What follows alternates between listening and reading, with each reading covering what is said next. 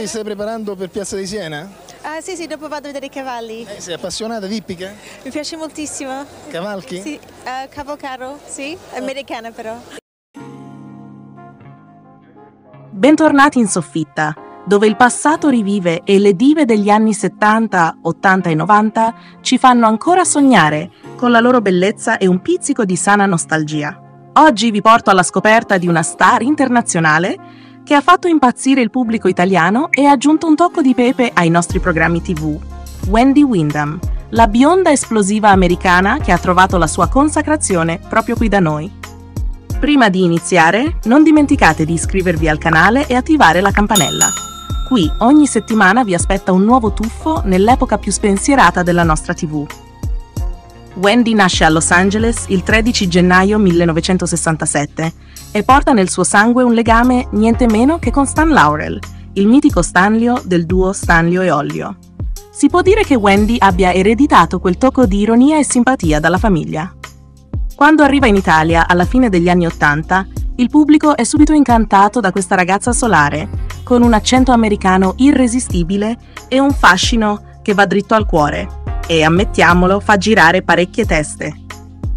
Il debutto di Wendy sul piccolo schermo italiano avviene nel 1991, accanto a uno dei volti più amati di sempre, Raimondo Vianello. La vediamo in Raimondo e le altre, un varietà leggero e pieno di spunti divertenti che lascia subito intuire che Wendy ha qualcosa di speciale. Con quell'ironia naturale e un po' di americana follia, Wendy si guadagna una fetta di pubblico che non la dimenticherà facilmente. E poi diciamolo, come resistere a quell'accento? Nessuno ci riusciva. Dopo questa esperienza arriva il momento di Casa Dolce Casa, una sitcom di grandissimo successo in cui Wendy recita al fianco di Gianfranco D'Angelo e Alida Celli. Qui interpreta Julie, una ragazza un po' naif, un po' svampita, ma incredibilmente dolce. Il personaggio era perfetto per lei, un mix di ingenuità e sensualità che Wendy ha saputo interpretare al meglio. E tra una battuta e l'altra, le sue minigonne e il suo sorriso contagioso catturano il pubblico serale che ormai non può più fare a meno della sua presenza. Uno dei ruoli che ha fatto di Wendy un vero fenomeno pop è stato I Cervelloni, il programma condotto da Paolo Bonolis su Rai 1. Se non ve lo ricordate, sappiate che vi siete persi qualcosa di speciale. Wendy affianca Bonolis con una simpatia e un'ironia che solo un'americana a suo agio nel nostro contesto poteva avere.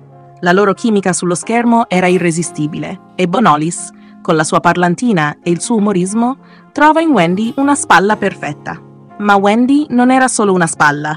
Lei stessa era un elemento che catturava l'attenzione, con quei sorrisi maliziosi e quell'atteggiamento da finta ingenua che mandava in delirio gli spettatori.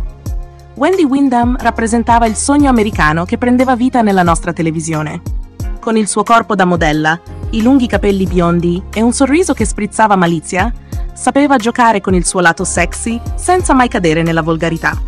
La sua bellezza bionda e solare era il giusto mix di sensualità e simpatia, una combinazione perfetta per il pubblico italiano che con un pizzico di malizia apprezzava ogni suo ammiccamento.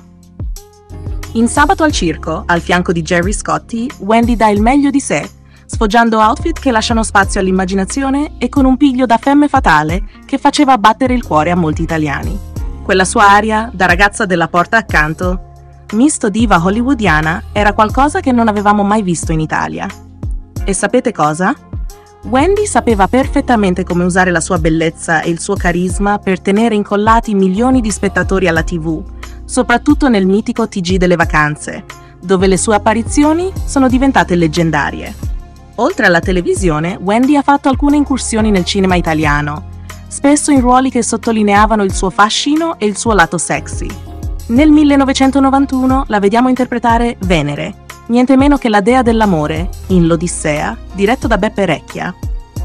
Qui Wendy si cala perfettamente nella parte, avvolta in abiti succinti e con uno sguardo magnetico, riesce a portare in scena una dea sensuale e divina che rappresenta tutto ciò che si potrebbe immaginare in una Venere moderna. Nel 1992 appare in Omicidio a luci blu di Alfonso Brescia, in cui interpreta il ruolo di Jezabel, un nome che già fa intuire la carica di seduzione del personaggio, che Wendy sa rendere con naturalezza.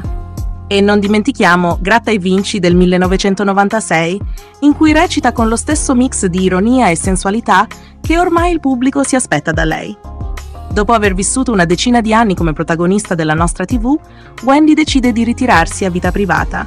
Si trasferisce a Miami, dove sposa l'imprenditore edile Jeff Safcik. Wendy cambia vita, si dedica al volontariato e si allontana dai riflettori, mostrando una parte di sé più intima e riservata. Ma nonostante la distanza e gli anni, rimane nel cuore di chi l'ha amata negli anni 90.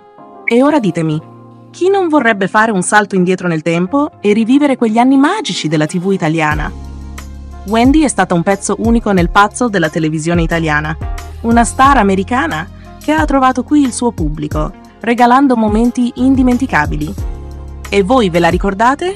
Qual è il programma in cui la ricordate con più affetto?